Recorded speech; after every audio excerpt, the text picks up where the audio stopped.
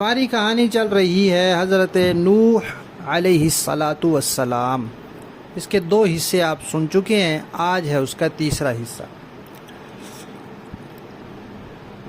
شیطان نے جو پٹی پڑھائی تھی اس کے کہنے میں آ کر لوگوں نے اپنے بزرگوں اور نیک لوگوں کے بت بنا لیے تھے، ان کے مجسمے بنا لیے تھے، ان کی تصویریں بنا لی تھیں اور پھر ان کی عبادت شروع کر دی تھی، حتیٰ کہ اس جگہ کے سارے لوگ اس میں مبتلا ہو گئے، سارے مشرک ہو گئے، سارے کافر ہو گئے، کوئی بچا ہی نہیں۔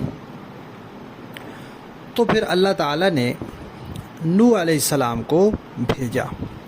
حضرت نوح علیہ السلام جو تھے ان کا اصل نام تھا عبد الغفار۔ یہ تو آپ نے پہلے سن لیا کہ وہ آدم علیہ السلام کے فوت ہونے کے کوئی 800-900 سال بعد پیدا ہوئے تھے۔ اصل نام تھا ان کا عبد الغفار، لیکن وہ اللہ تعالیٰ کی یاد میں روتے بہت تھے، تو اس لیے ان کا نام کیا پڑ گیا؟ نوح۔ پیارے بچوں، آپ کو پتہ ہے نا کہ جب کوئی فوت ہو جاتا ہے تو پھر اس کے جو قریبی رشتہ دار ہوتے ہیں وہ اس کو یاد کرتے ہیں، روتے ہیں، تو رونے کو نوحہ بھی کہا جاتا ہے۔ لیکن لوگ جو ہیں آج کل پھر وہ اس میں بہت زیادہ شور شرابہ بھی کرتے ہیں، اونچی اونچی روتے ہیں، وہ تو اچھی بات نہیں ہے نا۔ کوئی فوت ہو جاتا ہے تو انسان کو دکھ ہوتا ہے، انسان کو غم ہوتا ہے، انسان کی آنکھوں سے آنسو آتے ہیں، لیکن زبان سے اونچی اونچی رونا یہ اچھی بات نہیں ہے۔ تو بہرحال حضرت نوح علیہ السلام کا اصل نام تھا عبد الغفار، تو بہت زیادہ روتے تھے، اس لیے پھر ان کا نام کیا پڑ گیا؟ نوح۔ تو پھر ان کو نوح ہی کہا جاتا تھا۔ قرآن پاک میں بھی اللہ تعالیٰ نے ان کو نوح ہی کہا ہے، اور ان کے نام کی ایک سورت بھی ہے، سورہ نوح۔ تو وہ جب تشریف لائے تو اس وقت سارے لوگ کافر تھے۔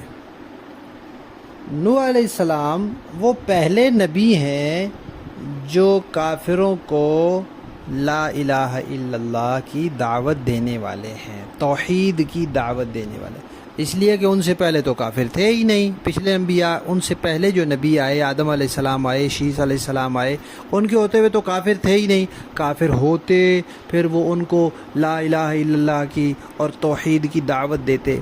تو حضرت نوح علیہ السلام وہ پہلے نبی ہیں جنہوں نے کافروں کو توحید کی دعوت دی، لا الہ الا اللہ کی دعوت دی۔